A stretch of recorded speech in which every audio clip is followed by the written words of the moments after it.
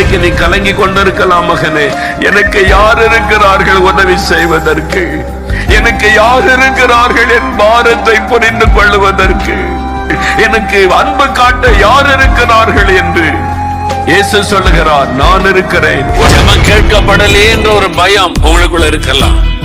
நீ பயப்படாத, நீ பயப்படாத. உன் வேண்டுதல் கேட்கப்பட்டது. உன் ஜெபத்திற்கு ஆண்டவர் இன்றைக்கு பதில் கொடுக்க போகிறார். மறக்கல, என்னை விட்டு விலகல, ஏற்றமுள்ள கண்ணால எங்கிதான் நீங்க.